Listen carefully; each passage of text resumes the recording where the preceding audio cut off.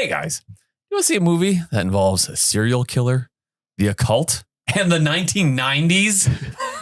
Bill Clinton was on the wall a lot. Yeah. If so, then Longlegs, made in 2024, is for you. Yes, Longlegs from 2024 is the movie that we watched, and now it's our turn to discuss it. Do we talk about if we recommend it or not right away? Yes. I think so. Right? We do it at the beginning? Yes. Yeah, we do. Bram. Yeah. Do you recommend Longlegs? I do. Christopher? I do. Do you not recommend it? What about you? I know peer pressure, but really? Yeah. Why not us? Why not us? I don't think I do. Oh, interesting. Huh. Okay. And that's why we do this. Yes. Yeah. And I thought of, and obviously to explain, the whole reason we started this channel was to review every single Nick Cage movie. We got to a point where we had reviewed all of them. Mm-hmm. So that's why we started doing alcohol and snacks and Canon movies. Canon movies, Lifetime movies. We're all over the map. All right. Yeah. But obviously in the past couple of years, Nick Cage has done a lot of movies. Yes. So we have some catching up to do. Yeah. Right. Back to our bread and butter. Exactly. Yeah. And we're kind of going opposite. So the most recent, working our way back. Yes. So Longlegs from 2024. Where do we want to start? So really quick. So Yes. you sent us a clip. Yes. Yes. So how would So okay. One. So I enjoyed this movie, but I also feel like it's hard for me to talk about this movie without talking about horror in general, okay. like in the current day. Horror. Yes. Horror. So that clip that you sent us, I had seen that already. Oh, okay. Before I saw the movie. Yes. Okay. And maybe this will tie into what you're about to say. But after I watched the movie, I enjoyed it. And I was like, well, what does Reddit think about this movie? And most people seem to enjoy it. But the people that didn't like it, all of them said the same thing, which is the marketing and hype for this movie was way like the marketing make it seem like this crazy thing and the movie isn't. Yes. In that, I could kind of see that because every movie, no matter the genre, I try to see and hear as little as possible. So I go blind into every movie. Yeah. So how much marketing did you see? So I just saw that. Oh, okay. I saw that. I'm like, holy shit. It's if you just search in YouTube, Longlegs heartbeat trailer or just heartbeat. Yeah. So essentially it's like, I guess they had mic'd up what's her name's you can hear her heartbeat when she sees Nick Cage for the first time. Yeah. Yes. It's the first time.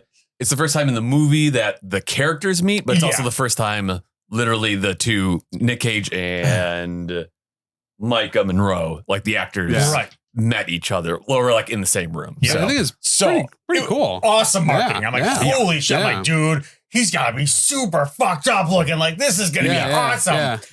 And then when I saw him, I was so let down.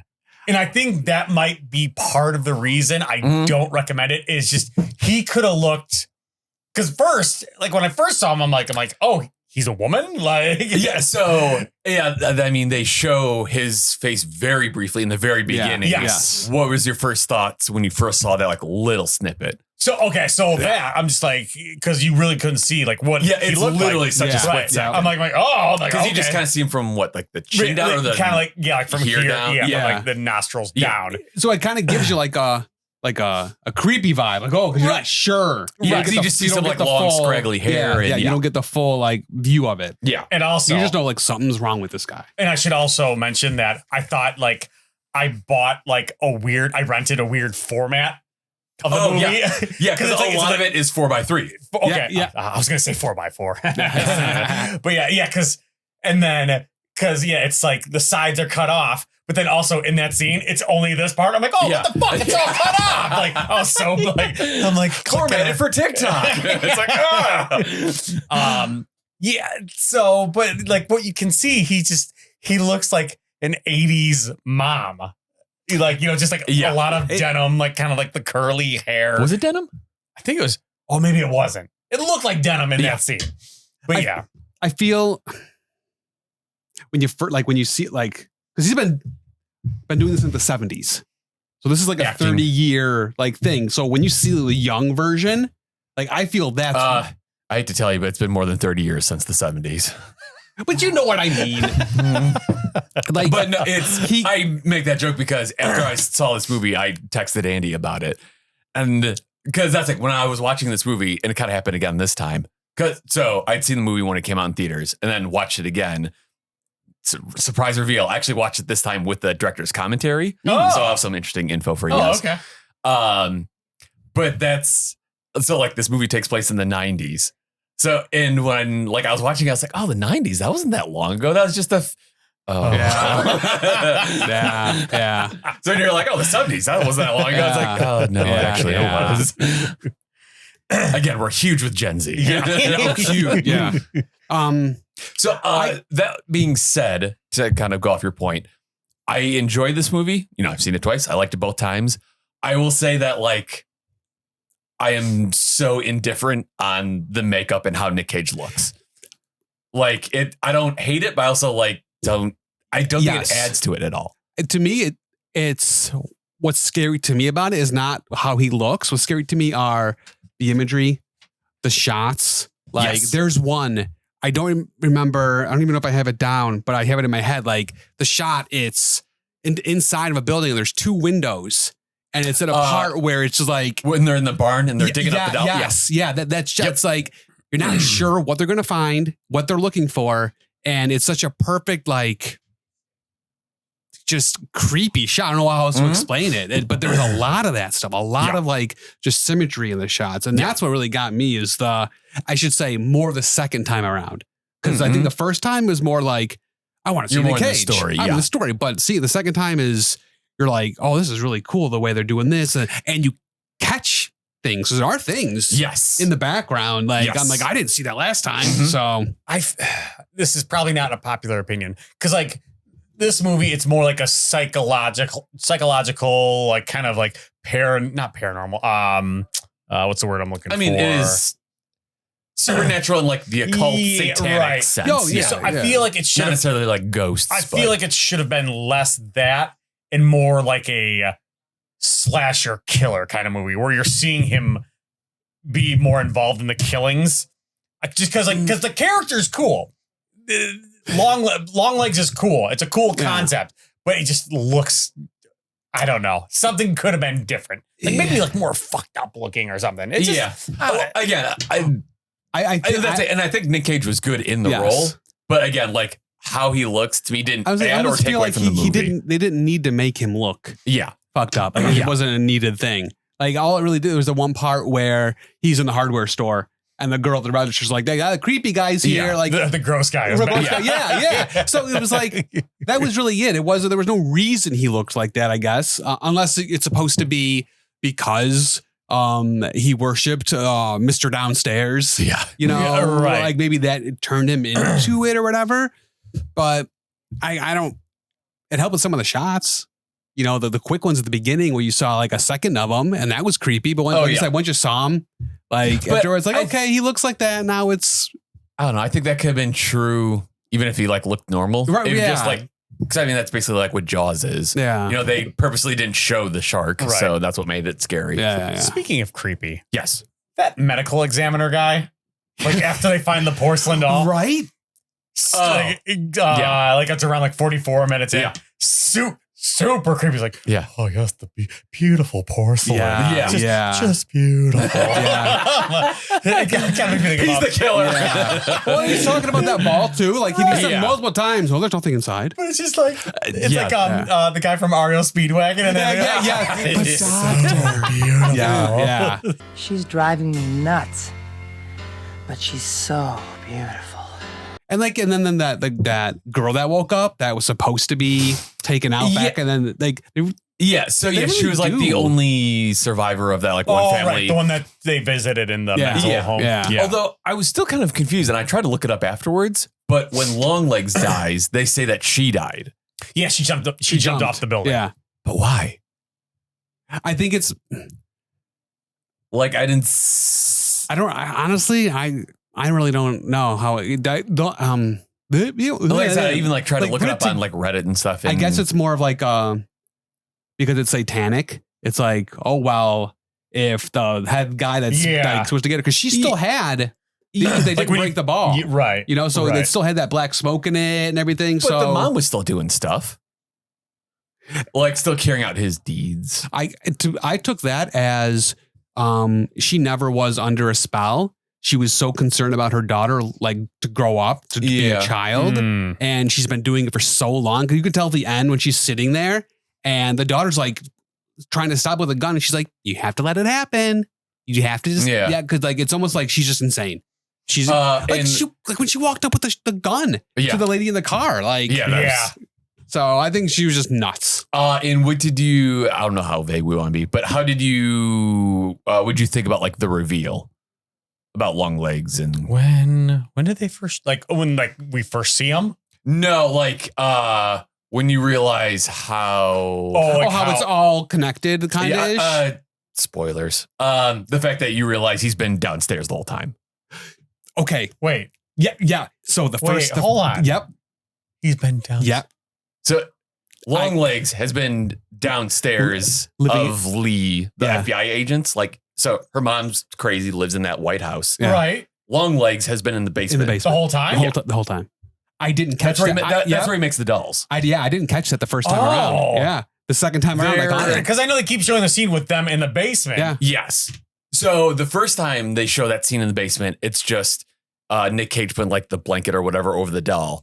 They show the same scene later, and he's like doing again the blanket over the doll, but you see the mom walking down the stairs. Yep. Oh, yeah. So he's literally Mr. Downstairs. Yeah. Oh. Huh. It's really. How about that? It's really cool. Yeah. And also, he was the one that like that little girl in the beginning is the FBI agent. Right. Yes. Yeah. Right. So, yeah. Huh. Yeah. I like that. So that was your reaction to that reveal. Yeah. I remember when I rewatched it, I saw it and that part happened. I was like, wait a minute. I don't remember this at all. Like I had no idea that he was downstairs the whole time. Well, yeah. And there is a scene where the FBI agent, Lee, she's like in her mom's home and she like comes across a locked door. Right. But they don't like linger on it too long, which was well done. And then, you later found out that's like the basement. Yeah. And all that. So, what do we think about the mom? She's weird.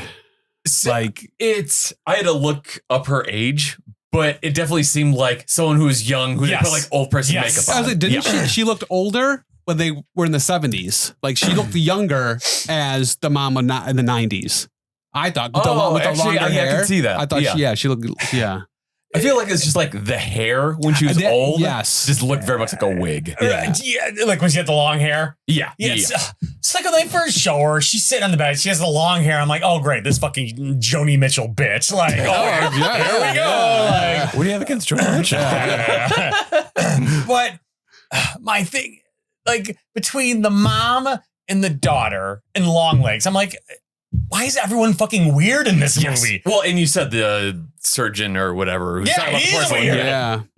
Beautiful. Yeah. Again, that is something I noticed the second time around where it's like, everyone is just like socially awkward. Right. Except maybe like the chief or whatever. With Lee, it almost seems like that's just how she has like, she's like on the spectrum or something. That's how I took it. Yeah. Like maybe she's like has autism or something. Like clairvoyant. Right. Like, She has that. Kind of makes sense. And then I put it the mom.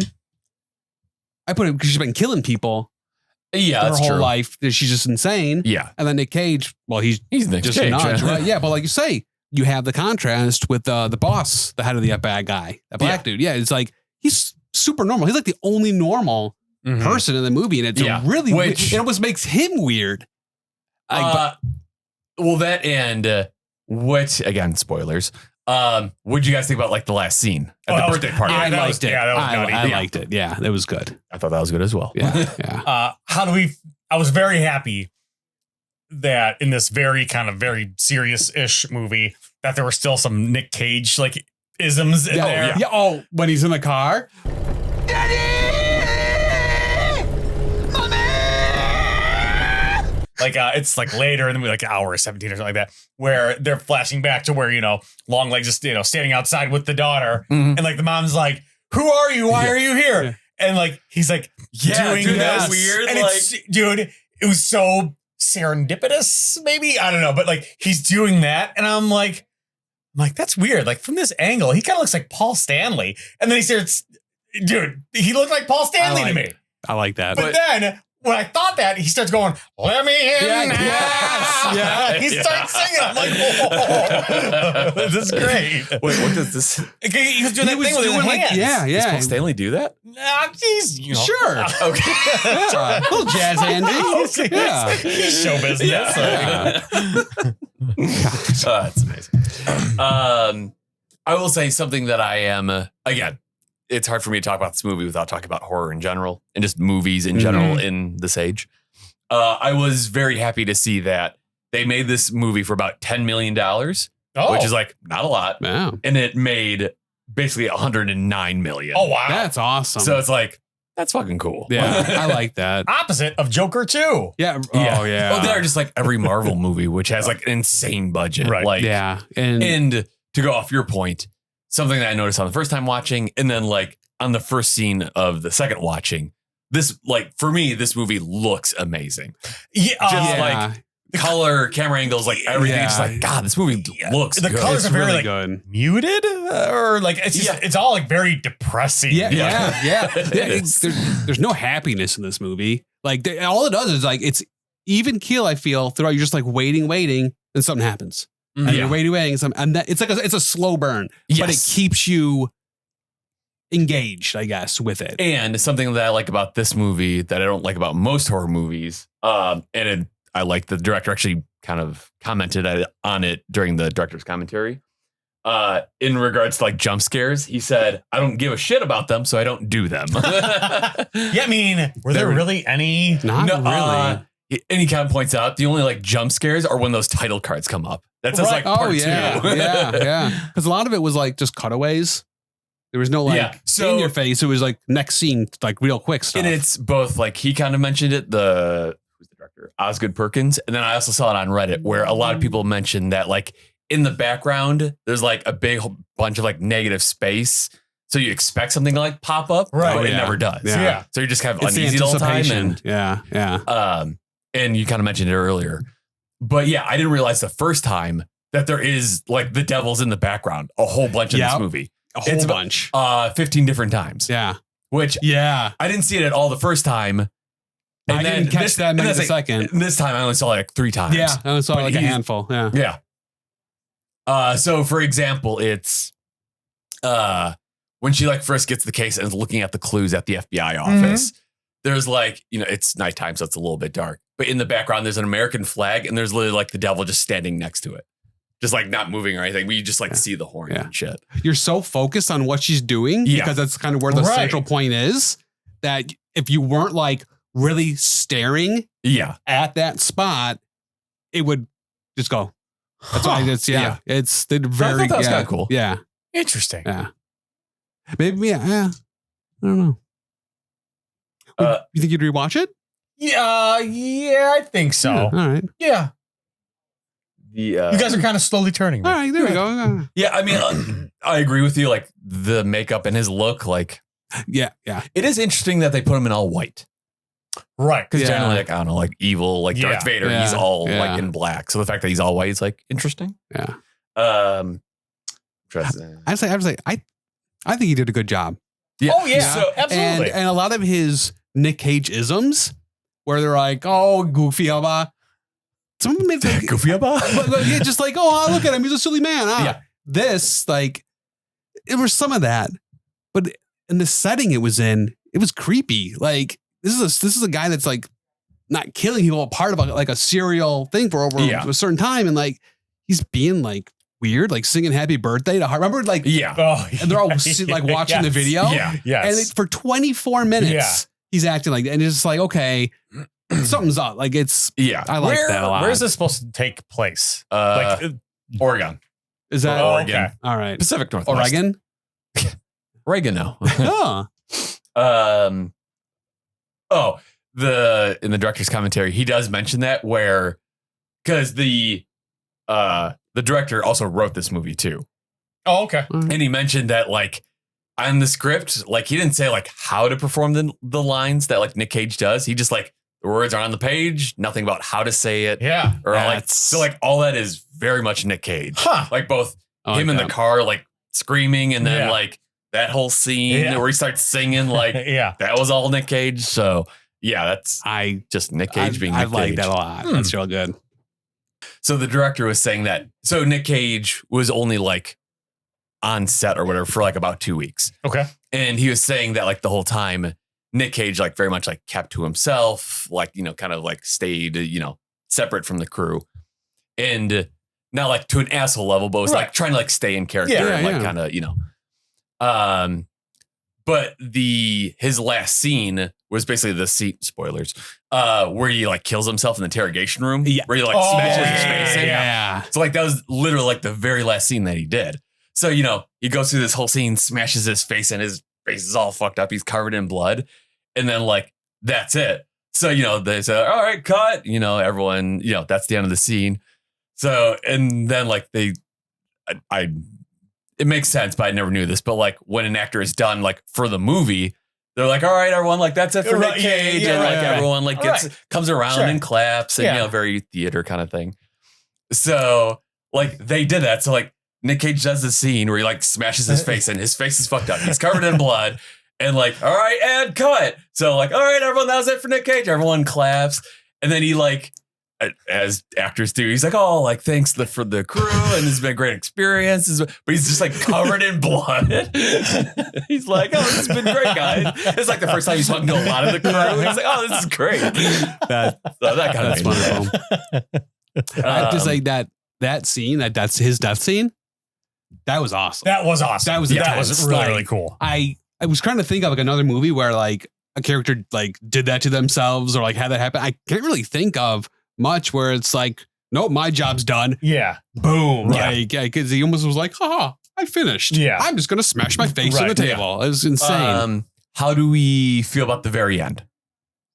Because the very last line is him in the interrogation room saying, hail Satan. Oh, right. Yeah. Does it fit? Is it cheesy? It feels like they left it open almost because it was when she has the daughter of that one guy. And the doll's there, and she goes to shoot the head of the doll to free her from the thing. Yeah. And she has no bullets. Right. Yeah. And then it goes to him, hail Satan. Yeah. Yeah. So it's kind of like open a bit. Yeah. Like so they can do more. I hope they don't. Agreed. No, yeah. But I kind of like it to where you can kind of think like, oh, I wonder what happened. Yeah. You know? Yeah. So yeah, it is very open-ended. Yeah. Yeah. Not in a bad way. Just hearing you say the ending, I'm like, oh, that could be perceived as being kind of cheesy, but actually, no, it's really. Yeah, I think it's a really fitting kind of cool ending. Yeah, it worked well. And I assume it's just because of the occult and the Satan connection, but also kind of reminded me of Mandy every now and then. Yeah, and again, I think it's just because the satanic angle. Yeah, and agreed. Both take place in the Pacific Northwest, I think. Yeah, and this actually did have some of like the weird cutaways where it would cut like snakes and stuff and title cards. Yeah. And I think. Like that's true. Both are very like influenced by like 70s horror. I think every time it cut to the snakes kind of thing, the mom was there in either the scene beforehand or the scene after. Oh, interesting. Yeah. So I wonder if that has to play with like how she is now a snake because she's helping. Yeah. Yeah. Huh. So last bit of trivia that I'll throw out here that actually I saw on the Wikipedia, not on the commentary.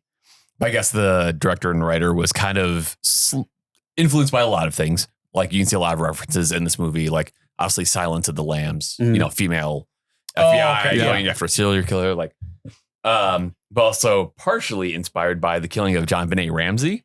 Oh, because I'm just going to read this quote. The murder took place approaching Christmas, and one present that the parents had gotten for John Benet was a life-size replica doll of herself. Oh, I don't like that. Yeah, that's so weird. It was in a cardboard box in the basement, 15 feet from where she was killed. I don't like that. No. So then on that cheery note, Ryan. now that we have talked about Longlegs, Bran, would you recommend it? Oh, yes. Yes, I still recommend it. Yeah. Yeah. Did you see it in theaters the first time? Okay. No. Brian, would you recommend Longlegs? Yeah. Okay. Yeah. I think maybe get past how goofy kind of Nick Cage kind of looks. But no, I mean, the overall kind of vibe of the movie, I like it. I'd agree. Yeah. I've seen it twice, once in theaters, once at home. I'd recommend it. I will say. So after I watched the whole movie and then Katie was like doing things like in the kitchen and stuff like that. And then she like left, she came back and like I rewound to that scene like where he's like doing the Paul Stanley thing and like he's singing. It's like it's loud enough to where she can hear it. She's like, man, I'm glad I'm not watching that with you. That'll do it then. Yeah. That'll do it. Cool. Until next time. Good journey.